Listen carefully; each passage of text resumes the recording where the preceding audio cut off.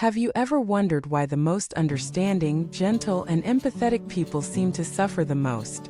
Why is it that the ones who always listen, always give, and always care often end up emotionally drained, overlooked, or quietly battling inner storms no one else can see? Welcome back to the channel, your space for deep insights, emotional clarity, and real-life wisdom. Today, we're unpacking a paradox that many have lived but few have truly understood: the heavy fate of the considerate soul.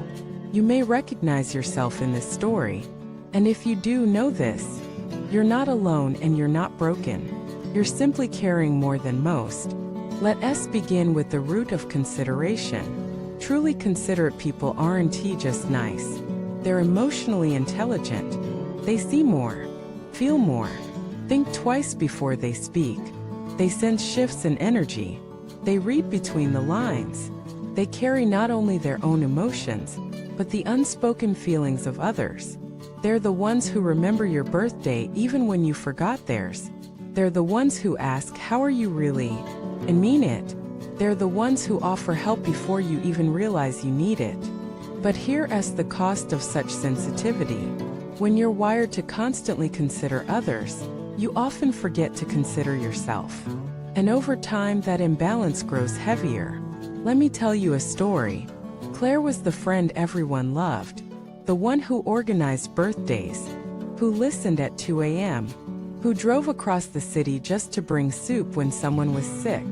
But behind the smiles, Claire was exhausted. She never said no even when she wanted to. She minimized her needs because others had it worse. She gave more than she received until she didn't even know how to ask. One night, after yet another favor that went unacknowledged, she sat on her bathroom floor and whispered, "Who takes care of me?" That's when it hit her. Her kindness had become her cage. Because no one thinks the strong need support. No one checks in on the giver. No one asks the listener if they've been heard. This is the hidden burden of considerate people. They are seen as the anchor. But anchors get tired too. Now let us talk about why considerate people struggle more than others. Starts with boundaries. Many thoughtful souls equate kindness with availability. But being there for everyone is not kindness, it's self-abandonment. Without boundaries, you become a sponge for other people's emotions, traumas, and projections. And sponges, when over-soaked, begin to rot. If you don't wring yourself out regularly through solitude, therapy, creative expression, or sacred no's, you start to decay from the inside out. Then there's the issue of invisibility. Because you don't complain, because you don't make drama, because you don't demand, people assume you're fine. Worse, they take you for granted. They praise your strength, yet expect your silence. They admire your calm, yet ignore your needs. And slowly, you start to feel invisible in the very relationships you helped nurture.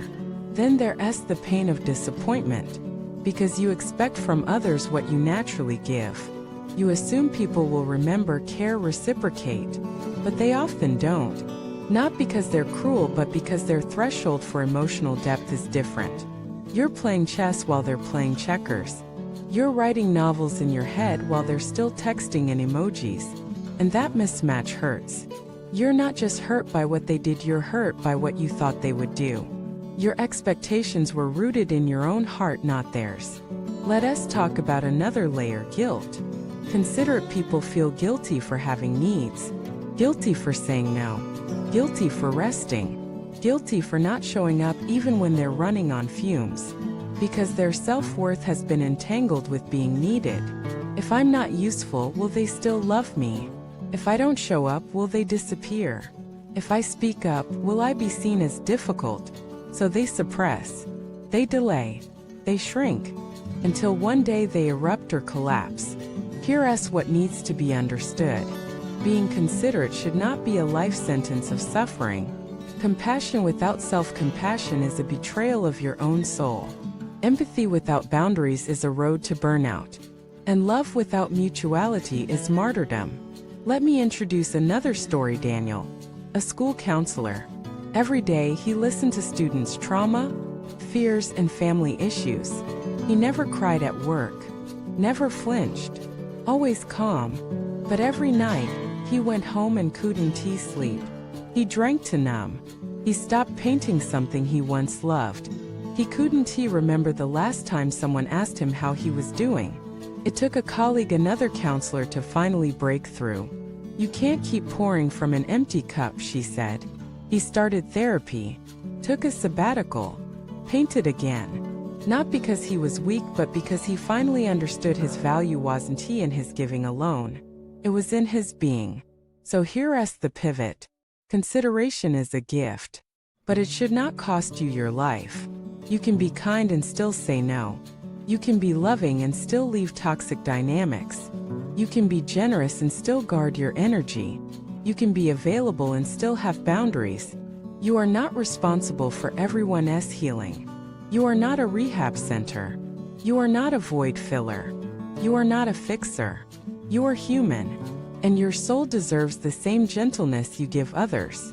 It's time to rewrite the contract, where empathy includes yourself, where compassion flows both ways, where silence doesn't mean neglect, where your presence isn't assumed, it's honored, because the world needs your light, but not at the expense of your flame. So burn bright, but don't burn out.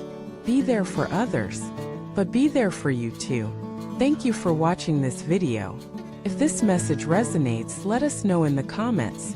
Have you ever struggled with being too considerate? What did you learn about balance and self-respect?